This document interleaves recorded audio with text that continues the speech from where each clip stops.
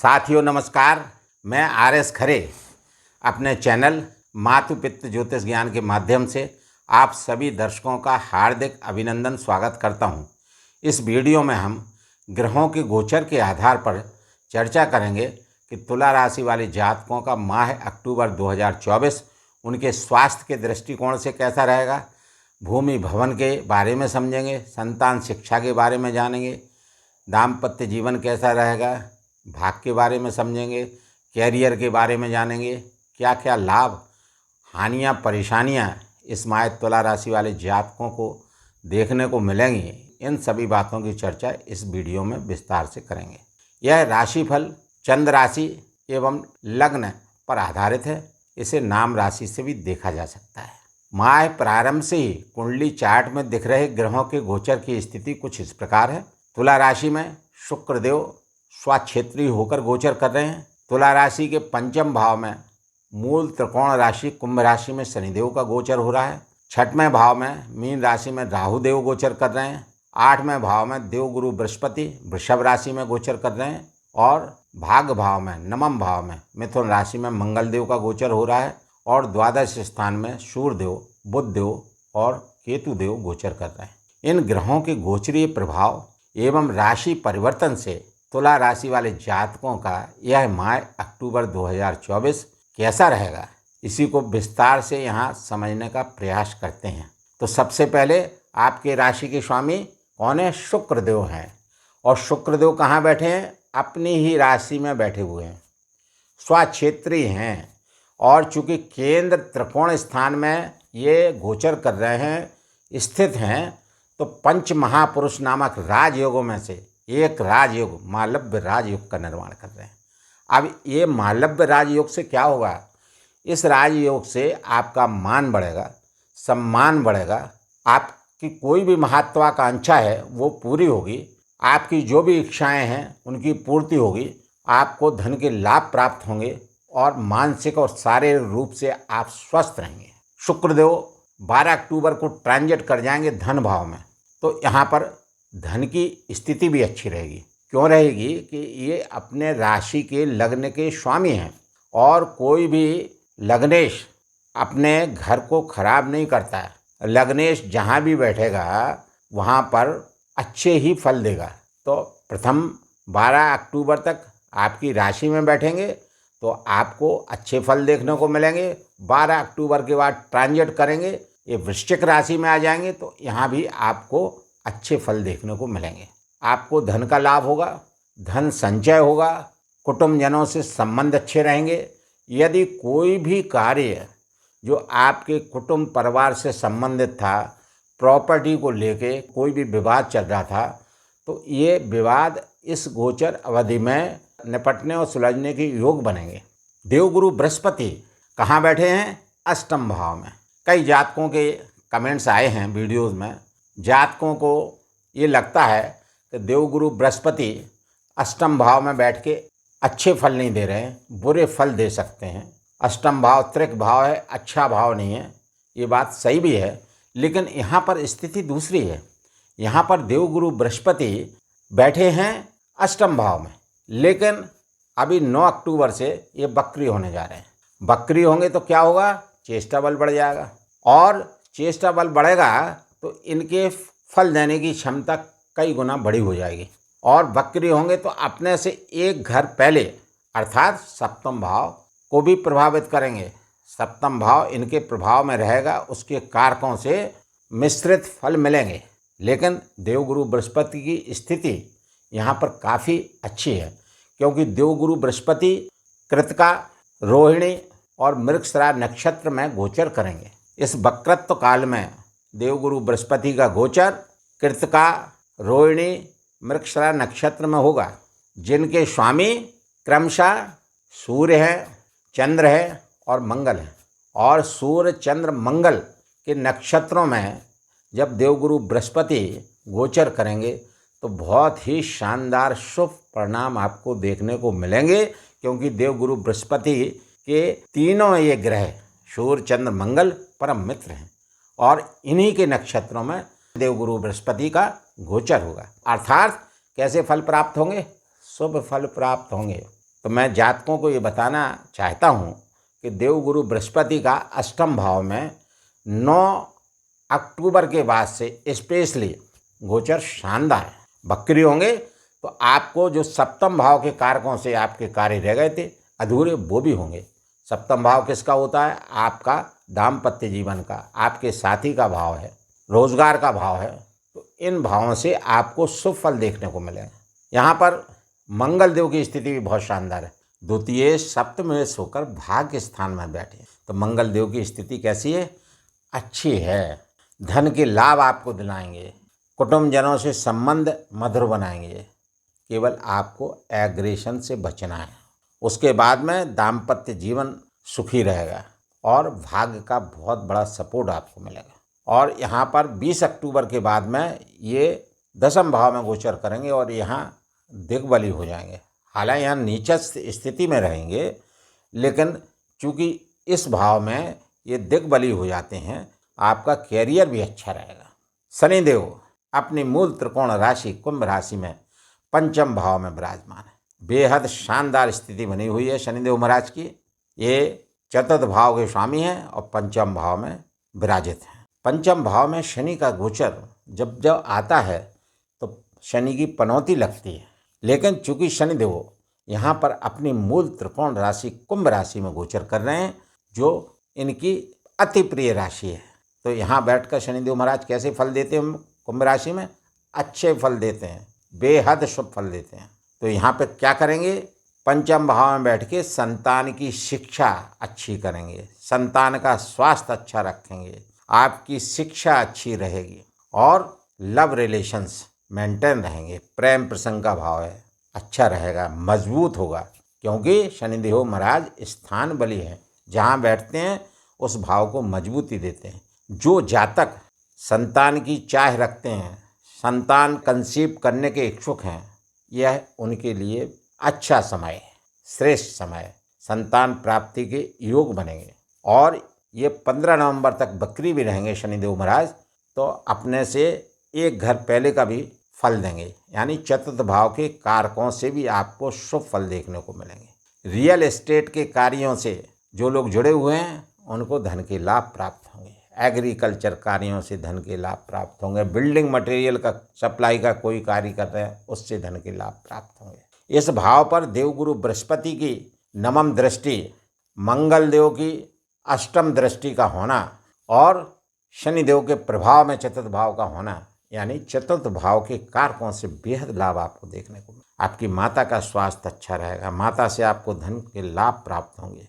कुल मिलाकर शनिदेव महाराज की स्थिति काफ़ी अच्छी है। और शनिदेव महाराज योग कारक हैं आपकी राशि लग्न के लिए, तुला लग्न के लिए, तुला राशि के लिए, जिनके स्वामी शुक्र हैं। शनिदेव परम मित्र हैं और परम योग कारक हैं, क्योंकि ये पंचमेश हैं, त्रिकोण के स्वामी हैं।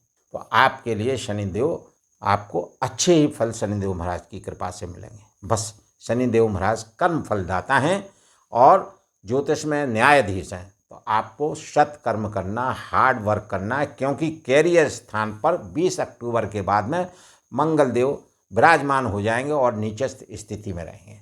तो आपको प्लानिंग के साथ में अपने कर्म को करना पड़ेगा, एफर्ट्स डालना पड़ेंगे, क्योंकि देवगुरु बृहस्पति भी तृतीय भाव के स्वामी है, जो साहस बल पराक्रम पुरुषार्थ का भाव है और अष्टम भावगत हैं।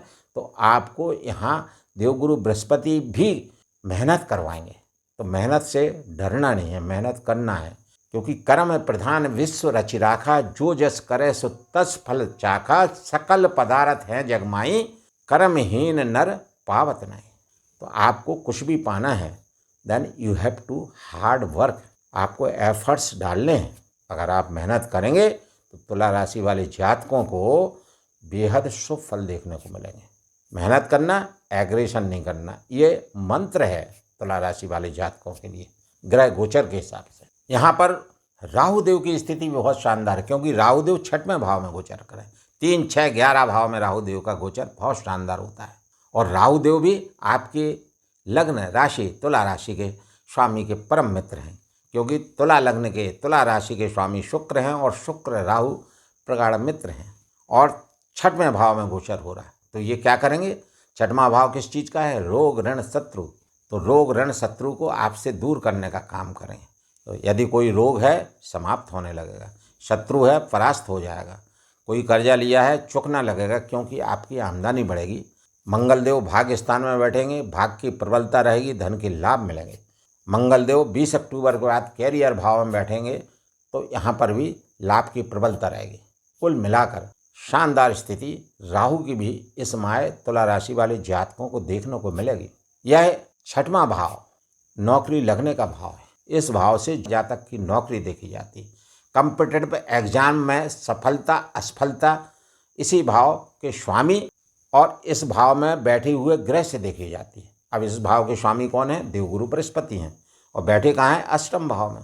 तो यहाँ पर क्या कर रहे हैं? 6वें भाव के स्वामी होकर अष्टम भाव में बैठना, यानी विमल नामक विपरीत राजयोग बन रहा है। राजयोग है तो इस विपरीत राजयोग से क्या होगा कि देवगुरु बृहस्पति के अशुभ फल प्राप्त नहीं होंगे। भले ये त्रिक भाव में अष्टम भाव में गोचर कर रहे हैं, लेकिन यहाँ पर अशुभ फल नहीं देंगे, आप शुभ फल प्राप्त होंगे। तो यदि जो भी जातक किसी भी कॉम्पिटिटिव एग्जाम में अपीयर होते हैं नौकरी के लिए, तो देवगुरु बृहस्पति की कृपा भी उन पर रहेगी, देवगुरु बृहस्पति का भी सपोर्ट रहेगा।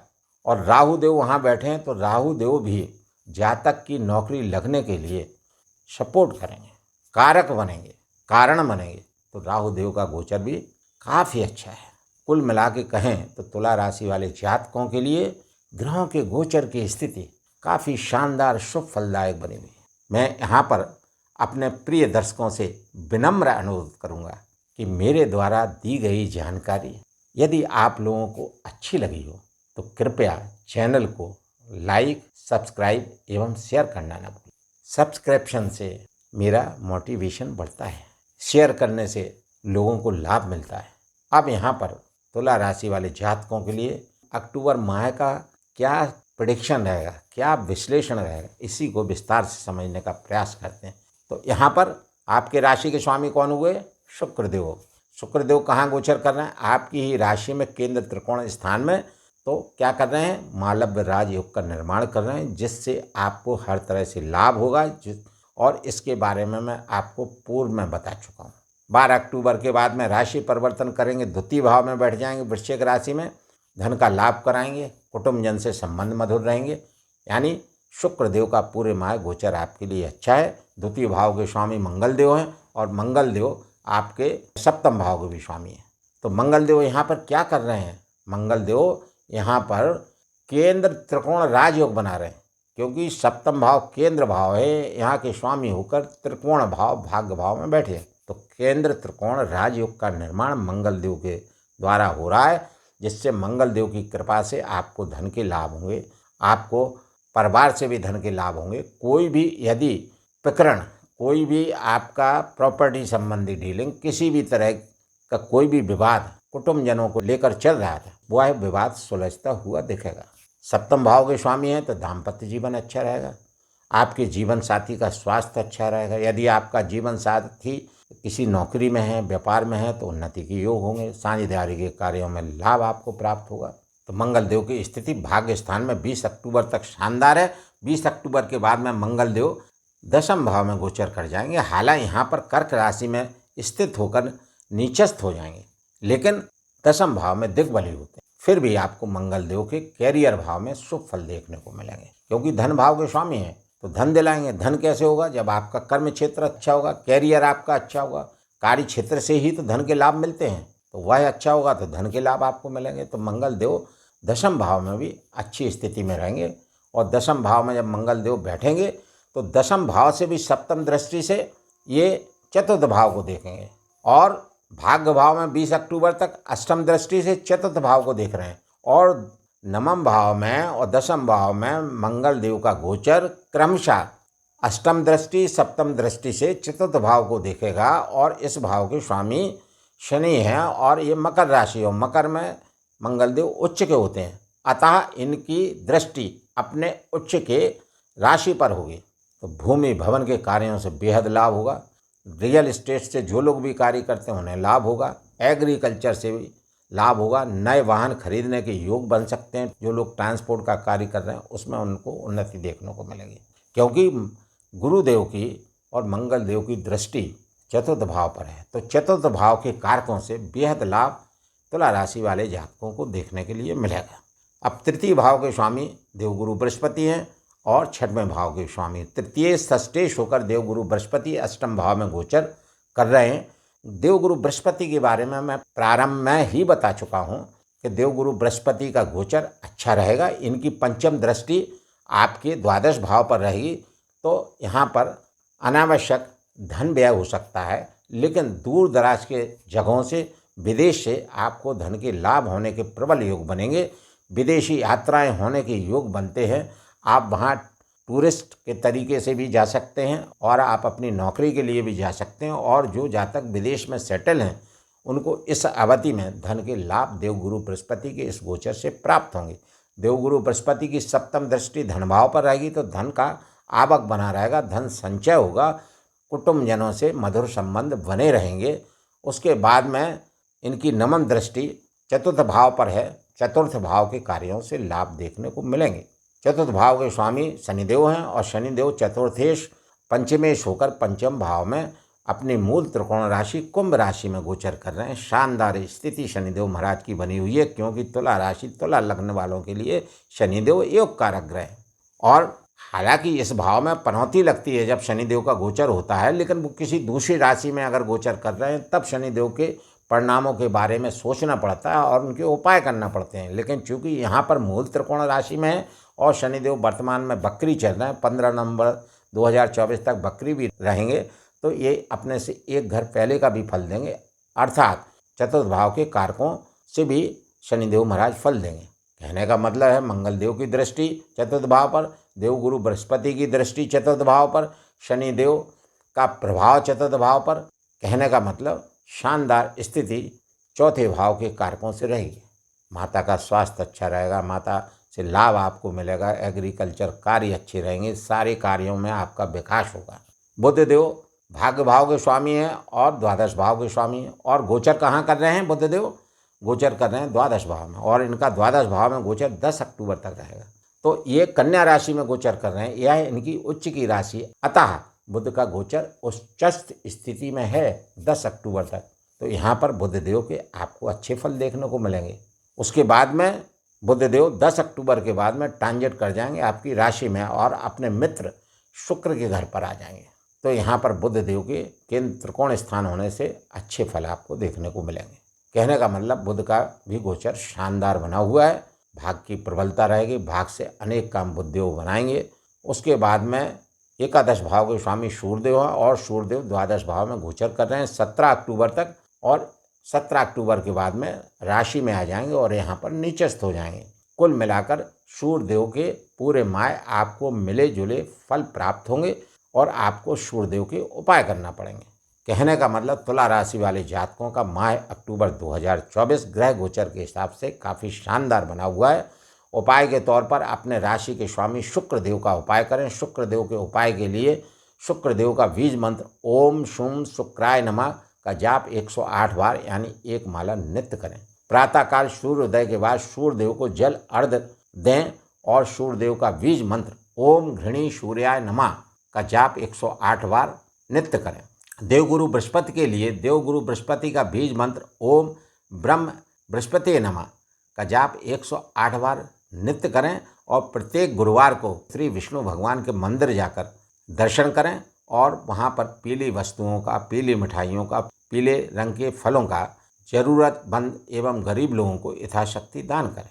यदि बताए गए इन सभी उपायों में से तुला राशि वाले जातक कुछ भी उपाय करते हैं तो तुला राशि वाले जातकों का माह अक्टूबर 2024 ग्रह गोचर के हिसाब से और अधिक शुभ एवं अनुकूल व्यतीत होगा। प्रिय दर्शकों, यदि आप लोगों को मेरा यह वीडियो अच्छा लगा हो तो कृपया आप अपने मातु पितृ ज्योतिष ज्ञान चैनल को लाइक, सब्सक्राइब एवं शेयर करना ना भूलें। धन्यवाद।